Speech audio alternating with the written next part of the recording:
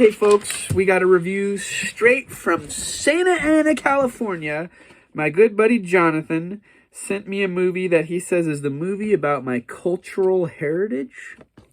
I do have some Hispanic heritage in me. So he has sent me a movie that came out 3 days before I was born. It was released August 21st, 1987.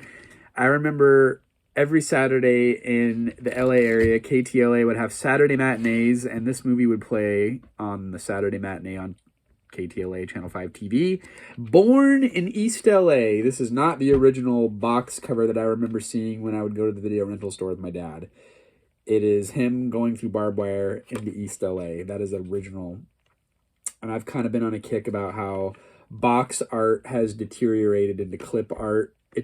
If you see the original movie posters or original box arts from VHS release compared to the modern versions, and this is a later version from 1996, good times video. Anyway, Born in East LA. This is the first solo movie with Cheech Marin, or Marin? I don't know. Marin's a county nearby where I live. Anyway, usually he would work with Tommy Chong, and their comedy team disbanded. This is based off of his parody song of the Bruce Springsteen song Born in the USA. And in 1985, he he released his parody song Born in East LA. So this is kind of a comedy / political satire film. I really enjoyed it. It was a commercial success. It went on to make $17 million at the box office, and it cemented Cheech Marin as a proponent of Hispanic Chicano rights. This movie did not score well with critics. It only had a 40% Rotten Tomatoes score. IMDb, 6 out of 10.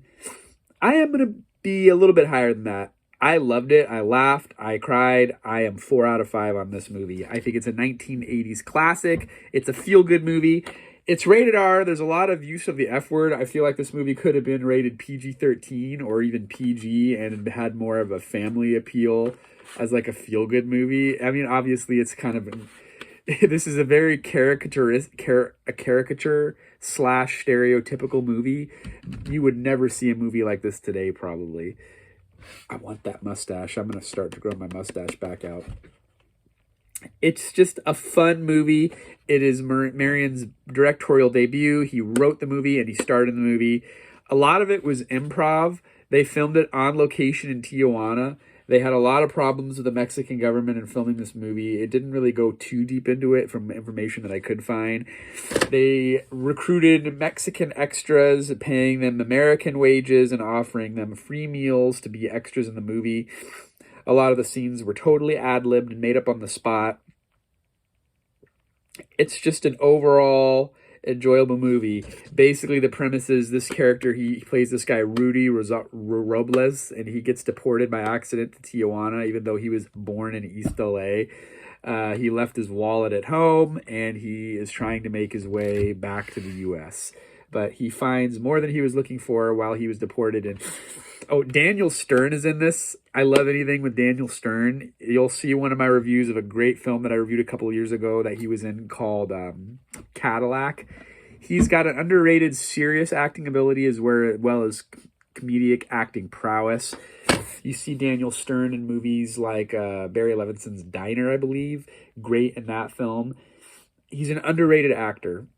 You think of him in the 90s, you kind of just think of him as playing Marv in Home Alone, but you just see his whole scale of acting in a film like this. It's just a funny movie, an enjoyable film. I don't really know what else to say about it. I guess their commentary is kind of like, it's kind of very applicable today because it's talking about immigration and illegal immigration. And the whole process of immigration is ridiculous and no one fixes it. And people just want to come to the U.S. for a better life. So I think that if you like comedy, if you like lighthearted films, this could be the movie that you want to watch this weekend and relax and unwind. So there you go. I don't really have much else to add. Oh, there was a longer version for television. Like I mentioned, I would see it on Channel 5, KTLA, growing up as a kid. They made a longer version for TV than the video release.